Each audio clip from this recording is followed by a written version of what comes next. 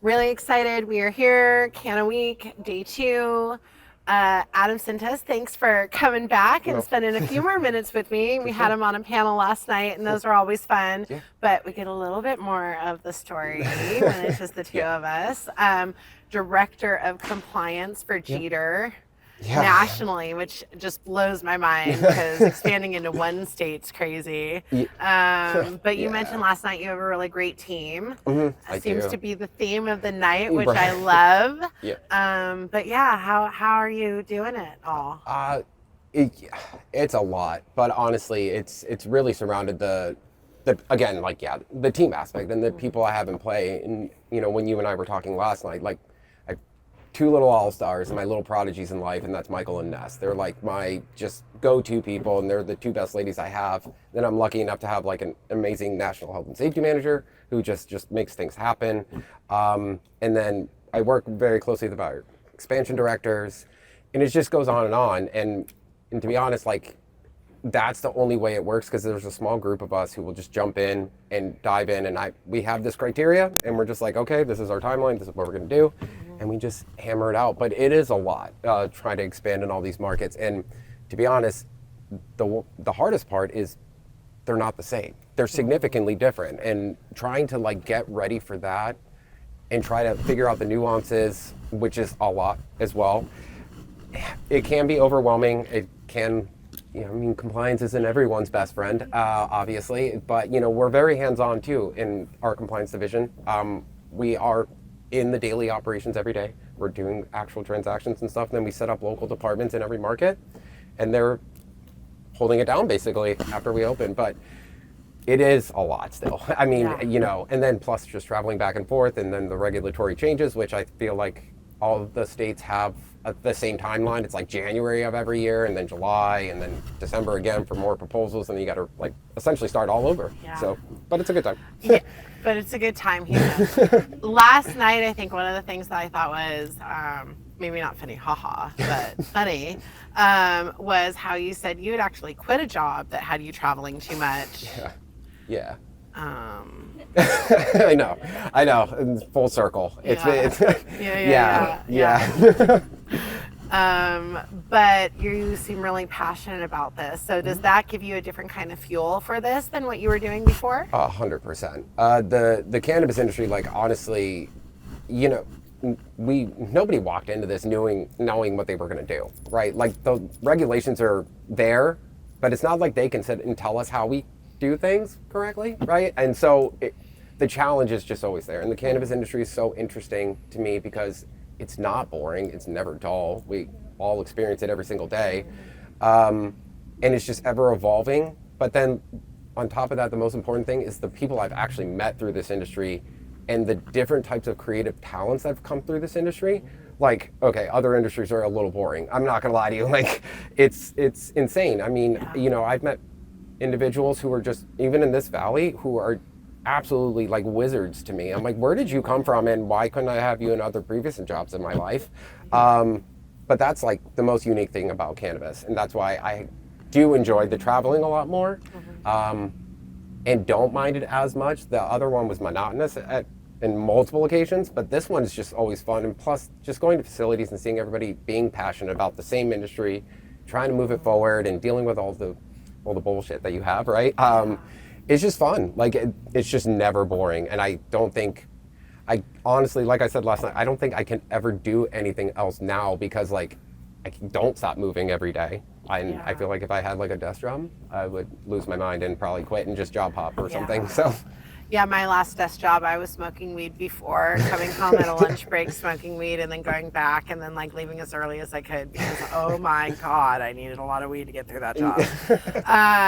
But this industry definitely has a lot of really creative people and creative thinkers. It's not even just all like, the artists and things, but there's a lot of like really creative operational people and technical people, and there's just so many different skills that this plant has really attracted, which is great, because as an industry we need all the roles. I think a lot of people always think the points of entry are like, I'm gonna be a bud tender, or I've worked too hard to be a bud tender, so now I'm just gonna own something, right? Right. But there's so much need within this industry for really all the skill sets. 100%. And I think to your point there too, what's interesting is that even internally within like for example, in our facilities, there's been so many diamonds in the rough, if you will, that we have found, and then we just moved them into positions, and they're just so much better in that other role, and their like internal promotion is incredible. Like what you can see some of these people actually deliver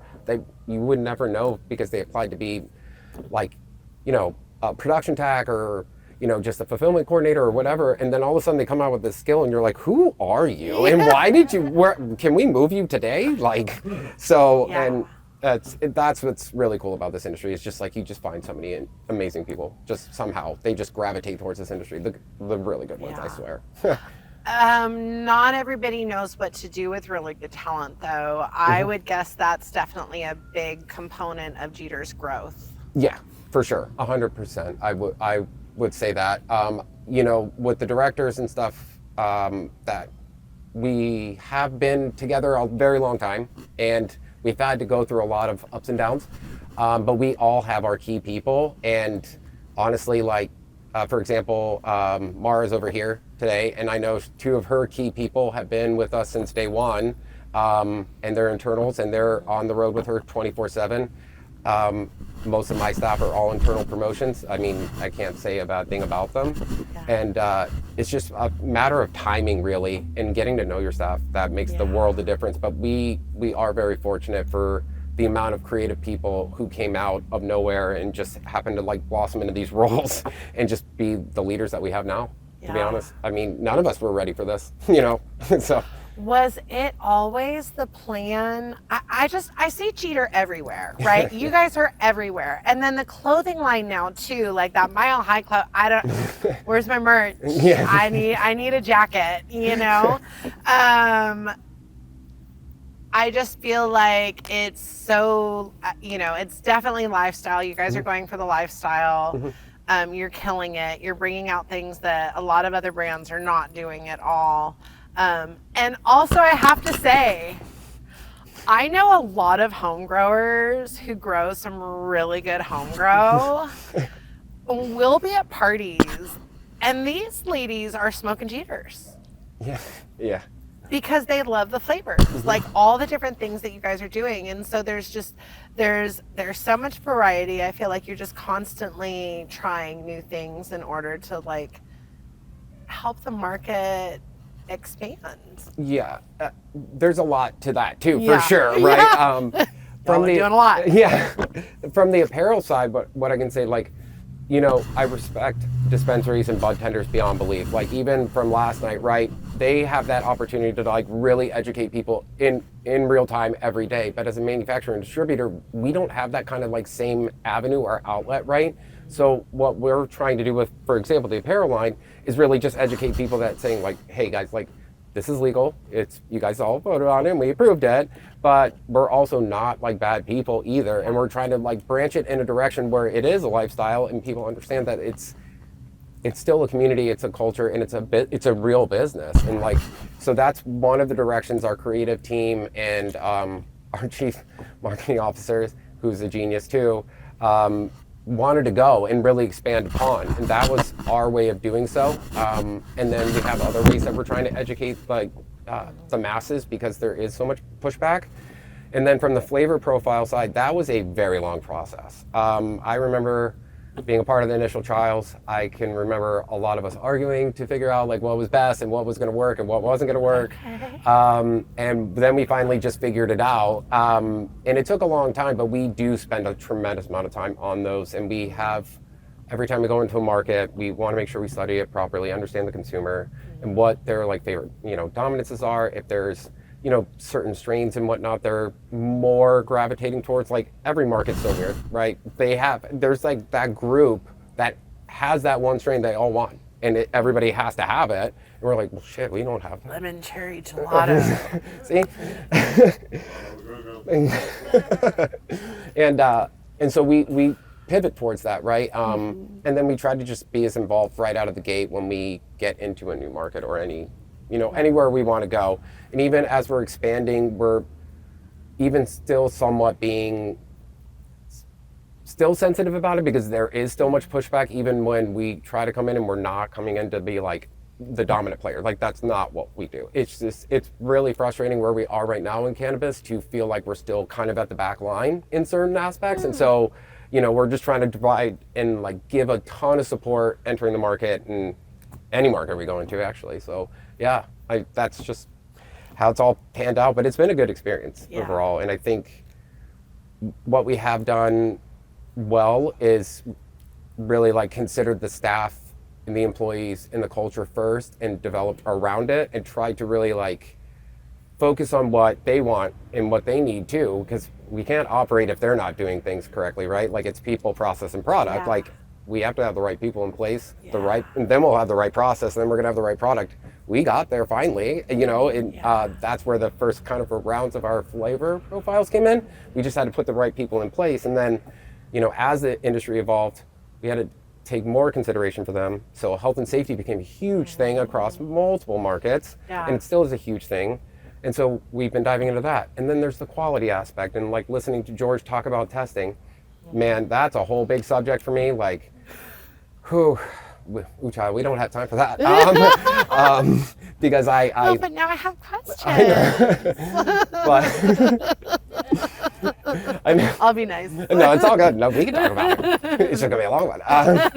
But I do think that, you know, what we're trying to also do, and like what I personally enjoy doing, is like I will go help anybody. Like this industry is very difficult to get into, and so it's internal and external that we're trying to do things. And you know, I can tell you that even in this valley currently, I've worked with a lot of operators who needed support or help and whatnot. And then again, I'm gonna go back to my gal pals, right? My staff, those two ladies. Again, they're just wonderful, and they're always like willing to help. Michael especially, because she's my national manager of distro compliance, right? And she's very hands-on with our sales team, some of the dispensaries, even clients in general, consumers. Like she's amazing at it. And then Ness, being the national manager of manufacturing compliance, she's just always like trying to help as much as she possibly can and understand where everybody's at. And then I have Kelly on the East Coast. I just love Kelly. She just does wonderful things all day. And she's like doing exactly what Michael does here in California. She's just doing it for New York. But we just want to be a resource. That's all it really comes down to. Because there's a lot of things that, you know, as a manufacturer and distributor versus a dispensary to a cultivator, like we all have very different elements. And it does suck. Like the metric components side too, as it evolves and keeps growing and what it's requiring. I mean, yeah, it's a very different ballgame for everybody. So yeah, just want to reach out and just do things. So I'm always available. Honestly, I'm gonna stop working. How about that packaging? Oh man, packaging and labeling regs, not my favorite thing at all. No. I mean, like, come on, it's out of control. Like, I mean, serious. I mean, it's bad enough. Like our cannabis is cleaner than the food we eat, and then you add packaging. Don't eat that apple. Yeah. And then on top of that, you're going to add packaging, labeling, and it's like 15,000 warnings, positioning, and then it's like, oh, if it's a manufactured product, you need this, or if it's, you know, just flour, it's this. And I'm like, come on. And then the CRP certs, I mean, yeah, it's a lot. And then per market, a challenge. Yeah, always. Yeah. But we figure it out. You know, everybody does. Yeah. Eventually. We're really grateful for weed when we have roles in compliance in cannabis. Right? Yeah, for sure. Yeah. It's wild. You got a lot of different things you're juggling. Yeah. I think what I love about Jeeter is, you know, it is a larger brand, but yet I always see really all your staff anywhere in the country that I go, right? That there's Jeeter involved in the community. And I feel like that's a big part of your strategy and why you have grown so well. Of course, you know, we've got the name is recognizable. Nobody puts baby Jeeter in the corner. But all, you know, and the fashion is great. Like, thank you so much, because this girl never wore t-shirts before this industry. If you see me in a t-shirt, you know I love you. but like we deserve other things as professionals in this industry as well. And so I love when I see that the brands are taking it on themselves, because I've wondered, where are these fashion, like, as many rappers smoke and talk about weed, I don't understand how we don't have more fashion really for us. So I do definitely appreciate that that is also a part of the plan, because the girlies we want. But yeah, I think showing up, being in the community, and not just in a superficial, like at the parties way either. Almost every single time I talk to someone from your company, I'm hearing about an actually meaningful, impactful event that your brand's sponsoring. Yeah, we do a lot of different things, like our pop-ups and stuff, like the Mile High. You had mentioned it, right? Across the markets we're active in, it was a lot of work to get them to happen and whatnot, but it was just installed everywhere, and we were able to do some consumption events. Then, if not, we were able to like give away some like apparel and stuff like that, and just reach out and talk to everybody and hear what they wanted to do. And that's like on the marketing team and the creative team making that happen. I just deal with the regulatory side first, and then it's all them from there, and they just like make the magic happen. But that's their whole ambition, is like they love doing these pop-ups, and they love just being able to like go set up somewhere, hang out with everybody and talk to everybody. And that's what they very much excel at. And the creativity that they bring to it is so unique. And then even locally here, right? Like, again, it goes back to our staff too. Like, we look at them every day, and we try to do as much as we can for them every single day. And it's a very unique environment. There's a lot of very caring and compassionate people that I actually do have the pleasure of working with, who just have that same thing. It's like, they just care about the people first, and they take it very seriously. If like anybody, not even in their own department, but like just somebody they know in the facility is kind of off, they're gonna go, try to be the best friend and talk to them and see what's going on and try to help them out. And then the same thing when we go out here. Like, I would do this all day, every day to promote like the Coachella Valley. You're kidding me? This valley is honestly like, it's been so, after like dealing with all the markets and stuff, this valley, licensing this property and stuff is actually like more of a cakewalk in some instances. And I do respect this valley incredibly for what they've done. So it's only fair, like, we just give it back here. But then anywhere we go to, we reciprocate that same idea. Just because it's not easy to just enter a new space. It's not easy to meet new vendors or dispensaries or anything like that. And then we want to support them just as much too, because we get it. It's not like we're all thriving right now. It's a nationwide industry. It's been an up and down year, especially 2025. Like, it was wild. And then with some of the other like changes that came, even in California, and that we're about to see too, it's, you just got to work with everybody. It's just so much easier that way. Like, that's the only way we're going to be able to move forward as a real industry, is like that we just set that standard of like, there's things that we're doing that other companies have no idea what we have to do. Even just to get a license open, the requirements, just Jesus, and so it's better to be a partner when you're starting out of the gate and be a resource, because I can tell you, I didn't know everything when I walked into some markets. Are you kidding me? Like, Massachusetts is a prime example. When I started here, oh my God, again, my first audit, terrible. I got my ass kicked. Like, it was awful. I've never seen a document, like a notice to comply, so long in my life. I was like, God, this will never happen again. So yeah, but I learned really quick, you know what I mean? But I had to partner with people in the area. Even Andrew Nielsen, he's around here somewhere. Saving grace on certain things with the city. I can't lie. He was a very huge resource. So, in turn, that's what I want to do, right? Like, it's just always help everybody where I can, and if ever needed. And relationships. The guys, the executives that we have, that's their passion too, because they're very grateful for even people like taking a shot at us in the beginning, So we just keep pushing it forward. It's been wild, I will say. For 8 years. Yeah, awesome. So relationships matter. Yeah, that's really what it is. The secret behind that, and that would be what I would say is that's the secret behind the brand too.